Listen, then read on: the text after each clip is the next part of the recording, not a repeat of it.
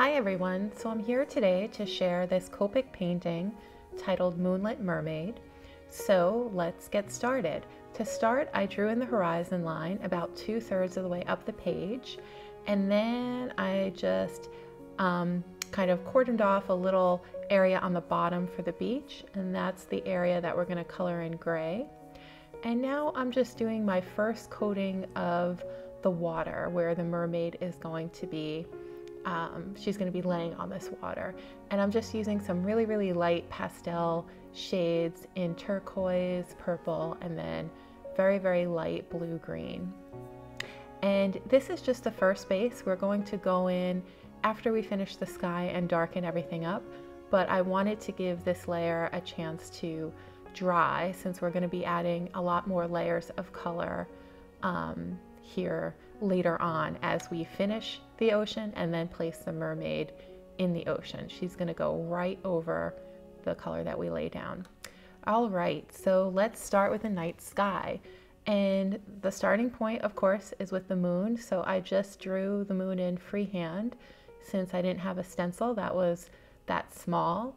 That moon is maybe about the size of a pea, a large pea, but a pea nevertheless. And I'm just now drawing the halo around the moon, starting with B000 and then moving on to B32. Our night sky tonight is going to be comprised of Copic colors in the B30 range. So here I'm just going back and I'm blending in the B000 with the B32. And now I'm adding in our next layer of color, which is going to be the B34. And I'm just kind of carefully going around the halo of the moon with that.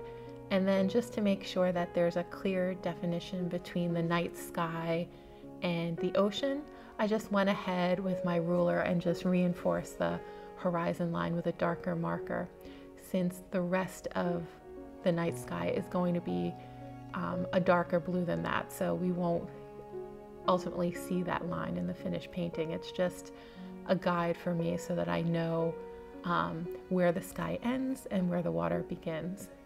And here I'm just continuing to blend out that night sky.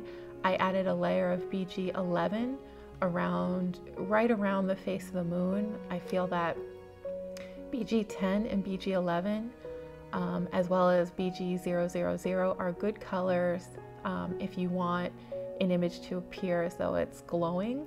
So usually when I do a moon, I will at some point, I will at least put down one layer of one or more of those colors just to really make the moon pop.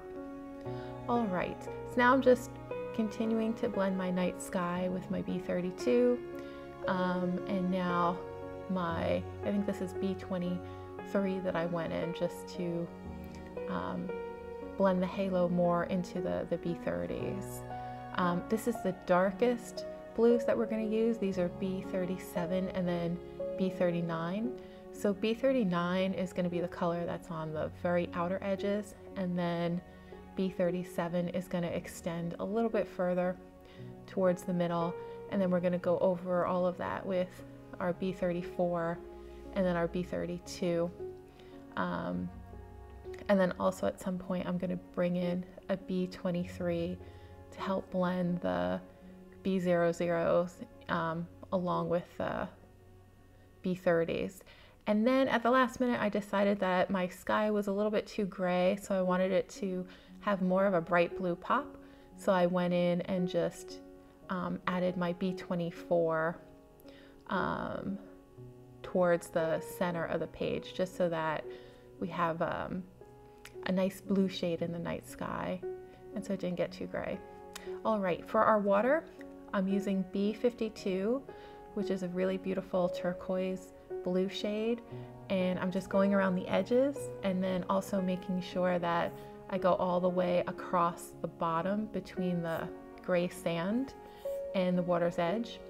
And then I took my B63, my lavender color, and that is going to establish the glow in the middle of the water. So as you saw, I just kind of brushed it back and forth. in the middle, and then I went over it with a B60 to lighten it out.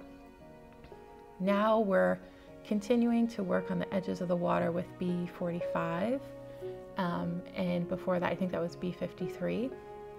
So B45 is more of a true blue color as opposed to a turquoise, but when you mix it with these purples and turquoises that are already in the water, it just, I think it makes a really, really, really pretty blend. So that's why I added that in. And then I also added some B23 because I think it has a nice range of lavender and blue tones in it. It's one of my favorite colors. So right where the mermaid is going to be sitting, I just added some more turquoise around there because I want it to look like the water is more translucent where she's laying. Now we're drawing in our mermaid, and to do so, I started with the butt and then I worked my way forward, adding the curve of her back and then her head, and then I put her shoulder in to just help, to kind of help me as a guide so I could figure out where her hair was going to go and then where the base of her body was going to go. So I put in the shoulder, and then I had her hands extend out into the water in front of her, so they almost look like they're disappearing into the water. They're covered by water.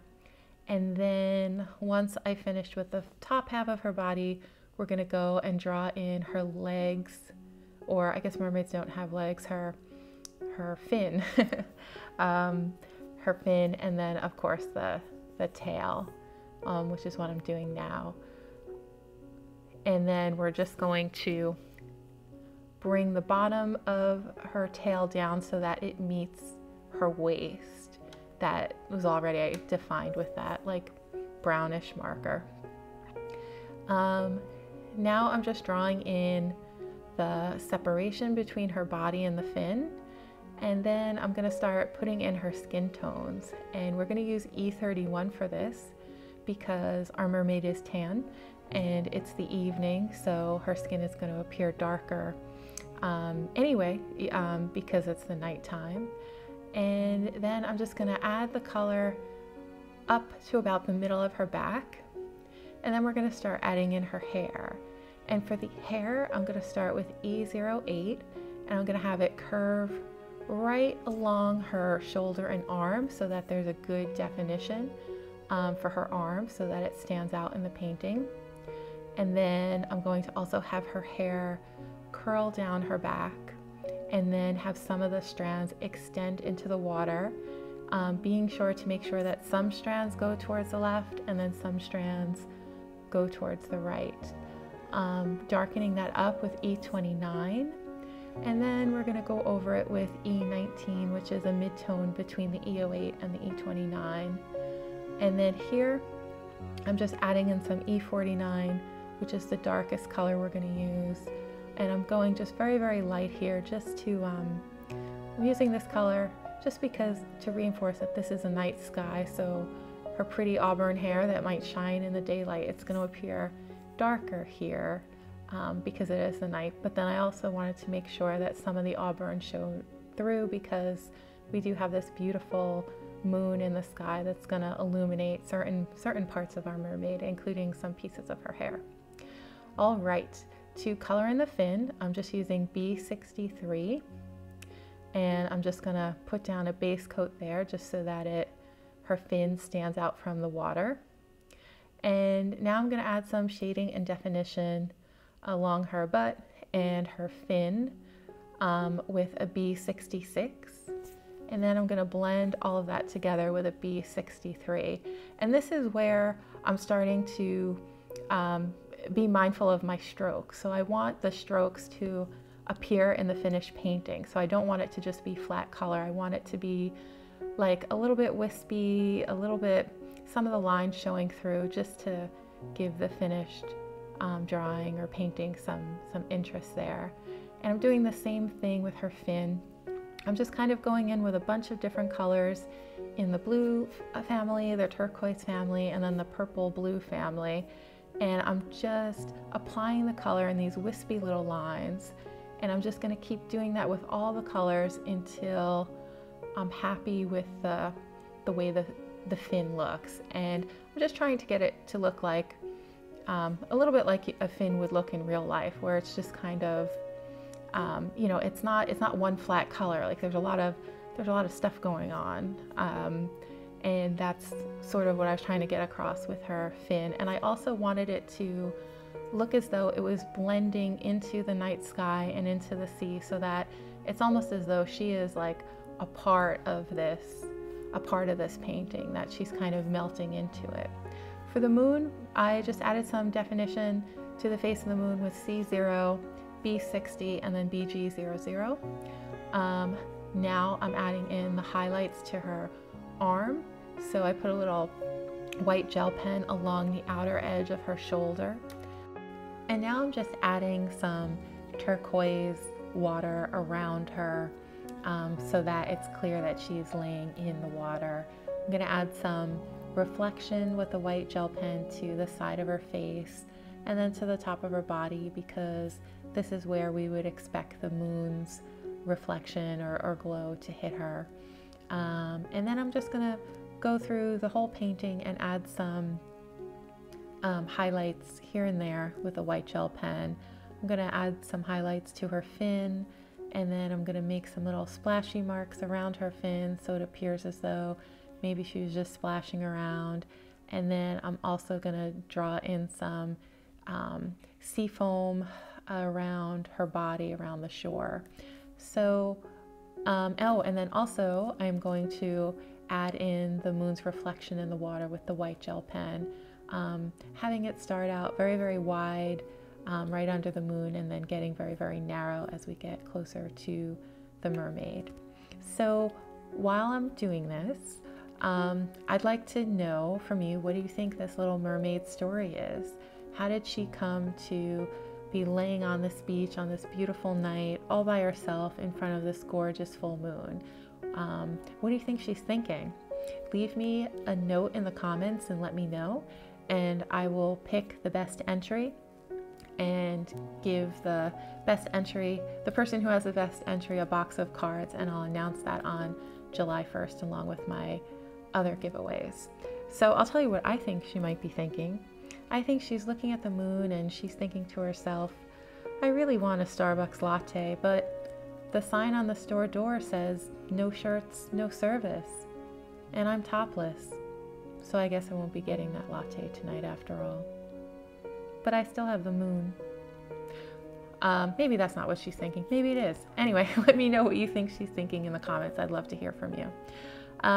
So I didn't add a sentiment to the top of this card because I just thought it was so pretty and there was so much going on. I couldn't figure out where I would put that. So I did on the inside of the card put "Wish upon a star," which I think is a nice way to do it. So that's all for now, everyone. I hope you enjoyed this video. I hope you try your own hand at drawing the Moonlight Mermaid, and I wish you all a great day or a great evening, depending on when you're tuning in. I'll see you soon in another video.